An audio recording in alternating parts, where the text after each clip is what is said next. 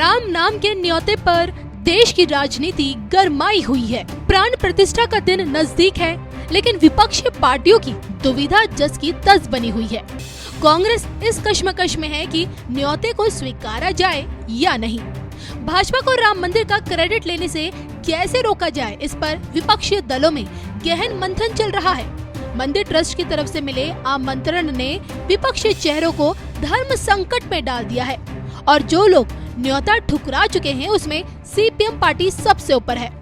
जो लोग राम मंदिर के नाम पर 550 वर्षों का इंतजार करने का दावा किया करते थे, आज वो न्योता ठुकरा कर मोदी के जाने का इंतजार कर रहे हैं। ऐसे में जो लोग चाहकर भी प्रभु राम के काम में शामिल नहीं हो रहे, उनका आने वाला कल क्या कहता है। 22 जनवरी की तारीख क्या विकसित भारत की तकदीर बन जाएगी? प्राण प्रतिष्ठा के बाद क्या राम राज्य की स्थापना हो जाएगी? क्या अयोध्या की बदलती तस्वीर बनाएगी भारत को विश्व शक्ति?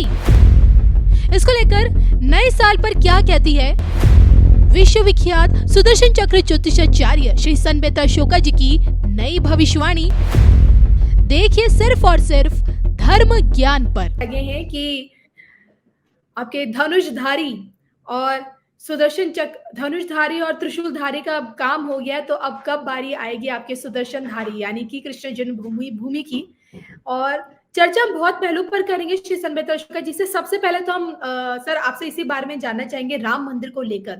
22 जनवरी की तारीख, वो शुभ घड़ी आ चुकी है। हालांकि इसी के साथ पीएम मोदी जी ने जो देशवासियों से जो आग्रह किया, जो निवेदन किया है कि इस दिन आप अपने घर, प्रत्येक घर राम दिया जलाएं, राम ज्योत जलाएं, तो इसके पीछे का क्या पौराणिक कारण मैं आपसे जानना चाहूंगी कि क्यों उन्होंने कहा कि इस दिन आप अपने घर में राम दिया जलाएं, 21 दिए जलाएं। इसके पीछे का राज किस प्रकार से जो दिए की जो रोशनी है वो अंधकार को हटाएगी? देखिए, त्रेता युग में भगवान राम का जन्म हुआ था जी। और जब जन्म हुआ था तो दशरथ जी के यहाँ पे जो है अयोध्या में जो है आपका जो है दीपावली जैसा उत्सव था। और फिर दोबारा जब भगवान राम लंका पर विजय करके वापस आए तो दोबारा अयोध्या में वो दीपावली वाला उत्सव था। तो अब भगवान राम की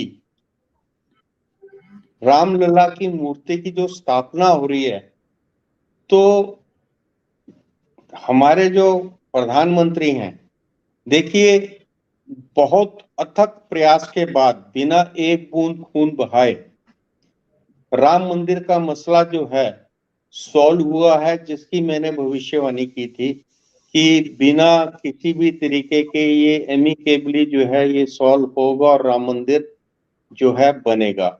अब भगवान की दया से, भगवान के उससे जो है आपका राम मंदिर बन चुका और उसमें जो है मूर्ति में जो प्राण प्रतिष्ठा है वो जो है 22 तारीख को होगी। तो एक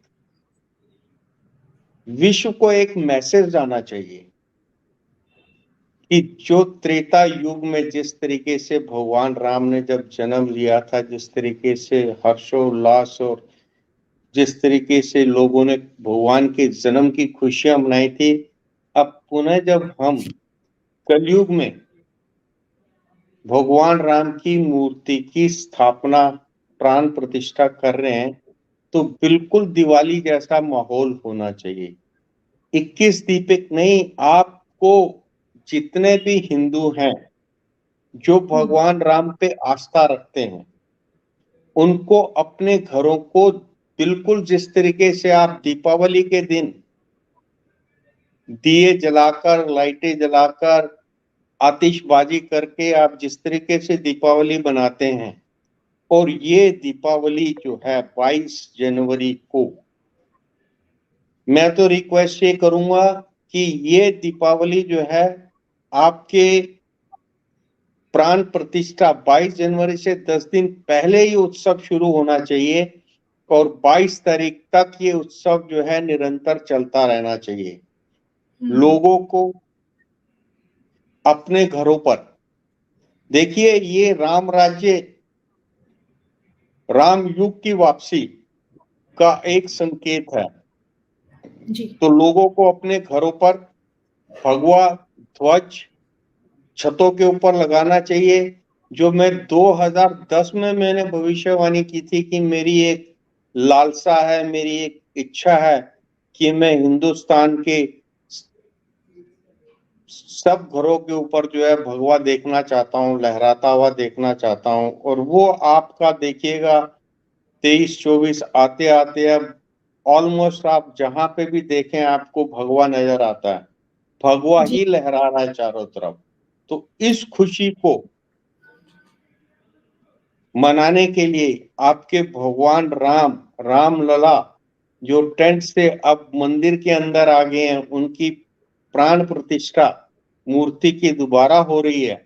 तो उसको आप बिल्कुल वैसे ही मनाएं जिस तरीके से भगवान राम की आगमन पर लंकेश को जीत के, लंका को जीत के जब भगवान राम आए थे और दीपावली मनाई थी, बिल्कुल उसी तरीके से 22 जनवरी जो है हर साल इसको एक दिवाली के रूप में इस उत्सव को मनाया जाए। और ये अब देखिए भारत का स्वर्णिम युग, स्वर्णिम काल जो है शुरू हो चुका है। अब एक नहीं 2 दिवालियां बनेंगी। एक दिवाली तो भगवान राम जब लंका जीत कर आए थे, दूसरी दिवाली जो है हर साल जो है 22 जनवरी को आपको अपने घर को जगमगाना है और भगवान राम जी का जो प्राण प्रतिष्ठा अयोध्या में हो रहा है उसको सांकेतिक रूप में अपने घर पे भी आपको जो है प्राण प्रतिष्ठा करनी है। जय श्री राम के आपको, जय सिया राम के आपको जो है जयकारे लगाने हैं और भगवान की वंदना करनी है। बिल्कुल, बिल्कुल। मुझे याद है आप इनने धर्म ज्ञान पे भविष्यवाणी की थी कि घर-घर सनातन का पताका हमें लहराता हुआ नज़र आएगा और आज वो दिन आ गया है जब घर-घर ना सिर्फ सनातन का पताका लहराता हुआ हम सभी को नज़र आ रहा है, बल्कि अब घर-घर तो दिए जलाने का समय आ चुका है क्योंकि 22 जनवरी की तारीख बहुत नज़दीक है। बहुत बड़ा दिन है 22 जनवरी का दिन, रामलला की प्राण प्रतिष्ठा और ऐसे मौके पर अगर आपको न्योता आए कि आप इस समारोह में सम्मिलित हो, तो इस मौके को कैसे छूना जा सकता है? क्योंकि अभी तक मंदिर कमेटी की तरफ से जिन-जिन लोगों को न्योता दिया गया है, विपक्षी पार्टी इस असमंजसता में है कि वो राम मंदिर में जाएँ या नहीं। सोच रहे हैं। सीपीएम मना कर चुकी है, ठुकरा चुकी है न्योते को। कांग्रेस को पता नहीं कि जाए ना जाए। तो मैं आपसे जानना चाहती हूँ जो लोग नहीं जा रहे हैं, जो इस न्योते को ठुकरा रहे हैं, उनका आने वाला भविष्य क्या कहता है ऐसे लोगों का जो मोदी विरोधी है? देखिए जो न्योता है, जो मंदिर कमेटी की तरफ से जिन लोगों को जा रहा है वो एक लिमिटेड नंबर है।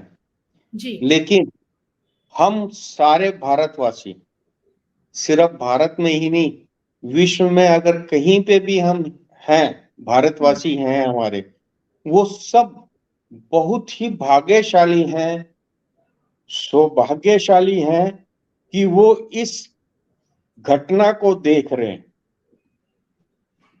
उनके सामने जो है रामलला जी की प्राण प्रतिष्ठा 22 जनवरी को होगी।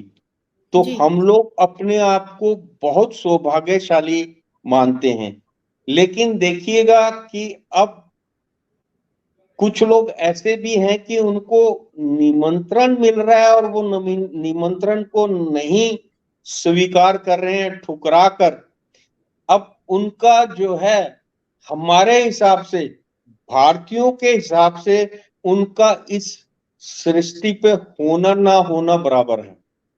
अगर वो रामलला के मंदिर का निमंत्रण अगर कोई ठुकरा रहा है तो उसका इस सृष्टि पे होना और ना होना बराबर है, वो ना के बराबर है। और आने वाले टाइम में देश की आवाम उनको बिल्कुल नकार देगी, उनकी आइडेंटिटी रहेगी ही नहीं। अगर वो कोई व्यक्ति विशेष अगर राम मंदिर के न्योते को अगर अस्वीकार करता है तो वो अपनी आइडेंटिटी को खत्म करने जा रहा है। लेकिन इन लोगों का भगवान एक राम सबसे जो बड़ा है आरोप सबके हृदय कि में है, रामलला के नाम कण पर कण मोदी में सरकार है। अपना कार्यक्रम चला रही है। क्या आप भी ऐसा सोचते हैं? यही लोग जो देखिए, राम मंदिर को ठुकरा रहे हैं, ये मोदी के इस रामलला की प्राण प्रतिष्ठा को मोदी जी का निजी कार्यक्रम बता रहे हैं कि मोदी अपनी ब्रांडिंग कर रहे हैं मंदिर के नाम पर। देखिए वैसे तो आपका जब कोरोना की वैक्सीन बनी थी तो वो भी मोदी जी की वैक्सीन थी, जो पूरे विश्व ने यूज की बाद में। अब जो जी, है प्राण प्रतिष्ठा को आप मोदी जी से क्यों जोड़ रहे हैं? मोदी जी के अथक प्रयास से हुआ ये सब काम संभव हुआ, लेकिन उसको मैनेज भी तो प्रॉपरली करना है। अगर प्रॉपरली मैनेज नहीं करते, आपको बोलते हैं कि आप सब लोग वहां पहुंचिएगा, तो उसको मैनेज भी तो करना है। उस इवेंट को मैनेज करने के लिए स्टार्टिंग में आपको निमंत्रण दिए जा रहे हैं, और उन निमंत्रण जो बहुत सौभाग्यशाली हैं उन लोगों को वो निमंत्रण जा रहा है, और आप उससे भी ज्यादा सौभाग्यशाली हैं जब आप घर से बैठकर टीवी पे उस चीज को देखेंगे, उस के आप जो साक्षी बनेंगे। लेकिन जो लोग निमंत्रण मिलने के बाद उसको अगर ठुकरा रहे हैं तो वो बहुत दुर्भाग्यशाली हैं, ये उनको बाद में रियलाइज होगा। चलिए देखिए अब आगे इन लोगों का क्या होता है आपने तो बता ही दिया है। एक हमारे दर्शक है कृष्णकांत जी, वो आपसे जानना चाहते हैं कि गुरुजी प्रणाम, जो लोग धर्म परिवर्तन कर चुके हैं वो घर वापसी कब करेंगे? और जो अलग होकर दूसरे देश में रह रहे हैं, क्या वो कभी वापस अखंड भारत में शामिल होंगे? बिल्कुल डेफिनेटली, इसकी मैंने 2014 में ही भविष्यवाणी की थी और मोदी जी से एक रिक्वेस्ट की थी कि देश को इस तरीके से वो संभालेंगे कि हमारे युवा जितने भी देशों में जा रखे हैं वो वापस अपने देश में आकर देश की धारा में सम्मिलित होंगे। और जहां जी। पर भी जो आप जो कह रहे हैं कि जो लोग धर्म परिवर्तन कर चुके हैं, तो धर्म परिवर्तन से बैक वापस आना जो है वो बहुत सौभाग्य की बात होगी उनके लिए।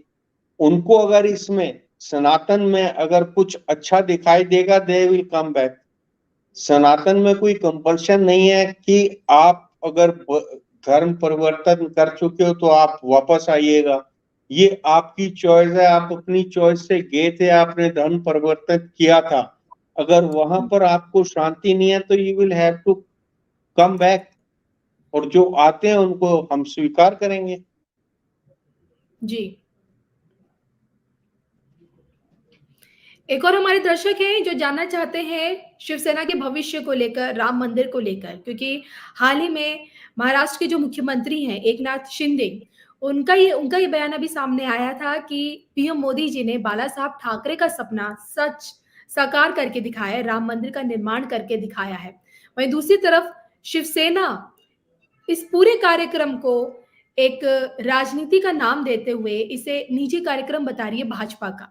हालाँकि उनका कहना है कि हम बाद में जाएँगे, लेकिन इस समय इस तरह की टिप्पणी शिवसेना की तरफ से करना, क्योंकि शिवसेना एक अलग रंग से पहचानी जाती थी हिंदुत्व से, तो राम मंदिर उद्घाटन पे उसकी इस तरह की टिप्पणी करना, इसे आप किस तरफ से देखते हैं? क्योंकि आप शिवसेना पर कई बार भविष्यवाणी भी कर चुके हैं, जो सत्य भी हुई हैं। इसलिए राम मंदिर के उद्घाटन के बाद शिवसेना का भविष्य क्या कहता है 24 को लेकर? देखिए, मैं सिर्फ शिवसेना पे टिप्पणी नहीं करना चाहता।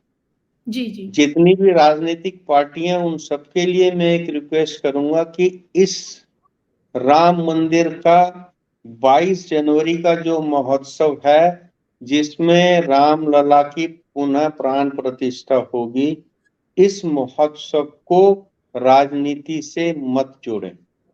हुँ। इसको राजनीतिक दृष्टिकोण से मत देखें। ये जी। करोड़ों हिंदुओं के हृदय सम्राट श्री राम जी के प्राण प्रतिष्ठा जो 22 को होगी रामलला जी की, तो उसको जो है बिल्कुल उसी तरीके से लें जैसे एक आम आदमी लेता है। राजनीतिज्ञों को इस पर राजनीति नहीं करनी चाहिए। अगर कोई राजनीति करता है तो अपने पैर पर कुल्हाड़ी मार रहा है।